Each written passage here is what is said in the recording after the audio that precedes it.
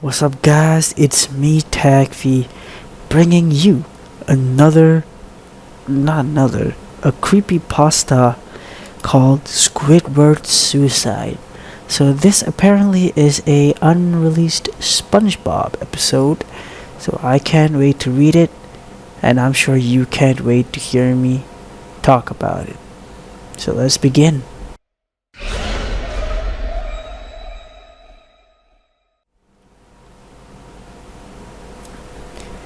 I just want to start off by saying if you want an answer at the end, prepare to be disappointed. There just isn't one. I was an intern at Nickelodeon Studios for a year in 2005 for my degree in animation. It wasn't paid, of course. Most internships aren't, but it did have some perks beyond education. To adults, it might not seem like the big one, but most kids at the time would shit themselves over it. Now, since I worked directly with the editors and animators, I got to view the new episodes days before they aired.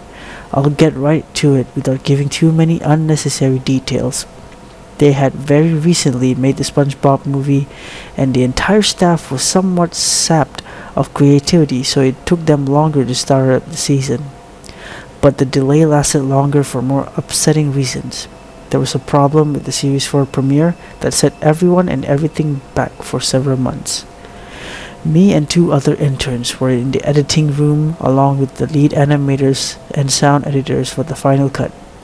We received a copy that was supposed to be Fear of a Krabby Patty and gathered around the screen to watch. Now, given that it isn't final yet, animators often put up a mock title card, sort of an inside joke for us, with phony, oftentimes lewd titles, such as How Sex Doesn't Work, instead of Rockabye Bevalve. When SpongeBob and Patrick adopt a sea scallop, nothing particularly funny, but work-related chuckles. So when we saw the title card Squidward's Suicide, we didn't think more than a morbid joke. One of the interns did a small throat laugh at it. The happy-go-lucky music plays as is normal. The story began with Squidward practicing his clarinet, hitting a few sour notes like normal. We hear SpongeBob laughing outside, and Squidward stops, yelling at him to keep it down as he has a concert that night and needs to practice. SpongeBob says okay and goes to see Sandy with Patrick. The bubble splash screen comes up, and we see the ending of Squidward's concert. This is when things began to seem off. While playing, a few frames repeat themselves, but the sound doesn't. At this point, sound is synced up with animation, so yes, that's not common. But when he stops playing, the sound finishes, as if the skip never happened. There is slight murmuring in the crowd before they begin to boo him. Not normal cartoon booing that is common in the show, but you could very clearly hear malice in it. Squidward's in full frame and looks visibly afraid. The shot goes to the crowd, with SpongeBob in center frame, and he too is booing, very much unlike him. That isn't the oddest thing though. What is odd is everyone had a hyper-realistic eyes, very detailed, clearly not shots of real people's eyes, but something a bit more real than CGI. The pupils were red. Some of us looked at each other, obviously confused, but since we weren't the writers, we didn't question its appeal to children yet. The shot goes to Squidward sitting on the edge of his bed, looking very forlorn. The view out of his porthole window is of a night sky, so it isn't very long after the concert. The unsettling part is at this point there is no sound. Literally, no sound. Not even the feedback from the speakers in the room. It's as if the speakers were turned off, though their status showed them working perfectly. He just sat there, blinking in his silence for about 30 seconds. Then he started to sob softly. He puts his hands, tentacles over his eyes and cried quietly for a full minute more. All the while, a sound in the background very slowly growing from nothing to barely audible. It sounded like a slight breeze through a forest. The screen slowly begins to zoom in his face. By slow, I mean it's only noticeable if you look at shots 10 seconds apart side by side. His sobbing gets louder, full of hurt and anger. The screen then twitches a bit, as if it twists on itself, for a split second, then back to normal. The wind through the trees sound gets slowly louder and more severe, as if a storm is brewing somewhere. The eerie part is this sound, and Squidward's sobbing sounded real, as if the sound wasn't coming from the speakers, but as if the speakers were holes where the sound was coming through from the other side. As soon as sound as the studio likes to have, they don't purchase the equipment to be that good to produce sound of that quality. Below the sound of the wind and sobbing, very faint, something sounded like laughing. It came from odd intervals and never lasted more than a second, so you had a hard time pinning it. We watched this show twice, so pardon me if things sound too specific, but I have time to think about them. After 30 seconds of this, the screen blurred and twitched violently, and something flashed over the screen, as if a single frame was replaced. The lead animation editor paused and rewound frame by frame. What we saw was horrible. It was still a photo of his dead child.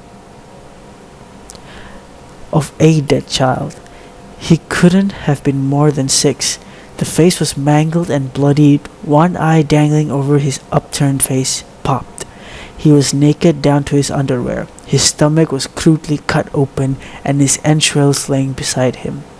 He was laying on some pavement that was probably a road.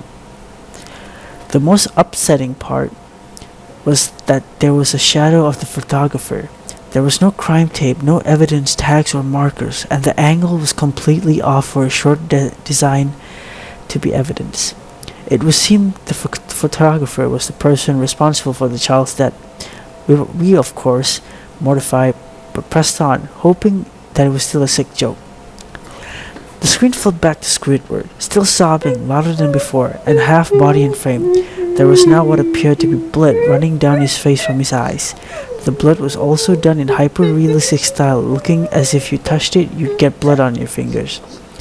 The wind sounded now as if it were of a gale blowing through the forest. There were even snapping sounds of branches, the laughing, the deep baritone lasting longer intervals and coming more frequently. After about 20 seconds, the screen again twisted and showed a single frame photo.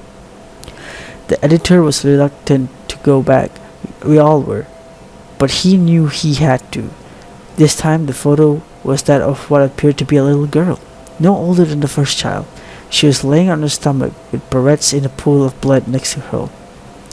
Her left eye was too popped out and popped, naked except for underpants. Her entrails were piled up on top of her, above her, another crude cut along her back.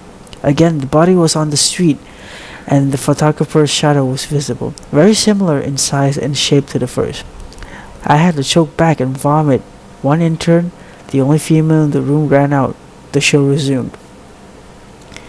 About 5 seconds after this second photo played, Squidward went silent, as did all sounds. Like it was when this scene started.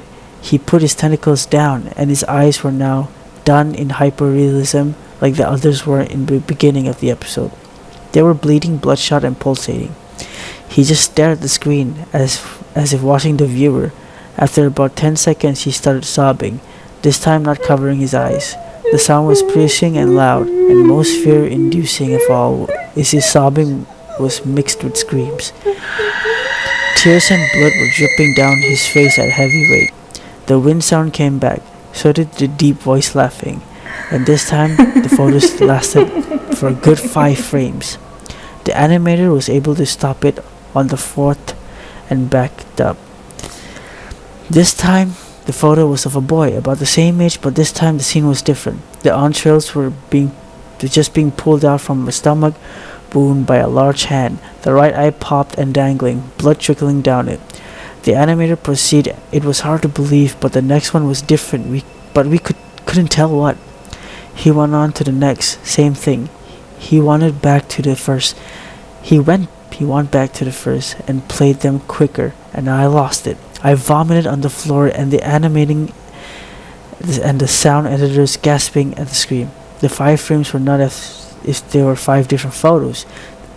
They were played out as if they were frames from a video. We saw the hand slowly lift out the guts. We saw the kid's eyes focus on it. We even saw 2 frames of the kid beginning to blink. The lead sound editor told us to stop. He had to call in the creator to see this. Mr. Hillenberg arrived within about 15 minutes. He was confused as to why he was called down here, so the editor just continued the episode.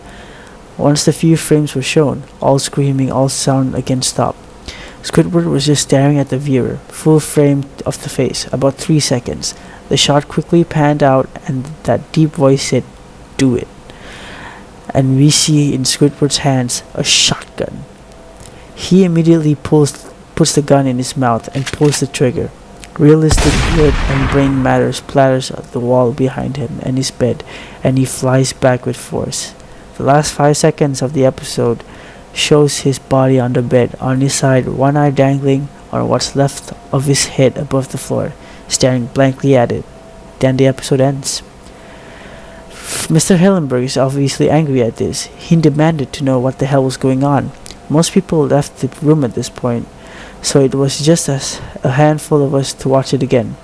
Viewing the episode twice only served to imprint the entirety of it in my mind and caused me horrible nightmares. I'm sorry I stayed. The only theory we could think of was the file was edited by someone in the chain from the drawing studio here. The CTO was called to analyze when it happened. The analysis of the file did show it was edited over by new material. However, the timestamp of it was mere 24 seconds before we began viewing it. All equipment involved was examined for foreign software and hardware as well as glitches, as if the timestamp may have glitched and showed the wrong time. But everything checked out fine. We don't know what happened to this day. Nobody does. There was an investigation due to the nature of the photos, but nothing came of it. No child was identified and no clues were gathered from the data involved, nor physical clues in the photos. I never believed in unexplainable phenomena before, but now that I have seen something happen and can't prove anything about it beyond anecdotal evidence, I think twice about things. And that's the end of that.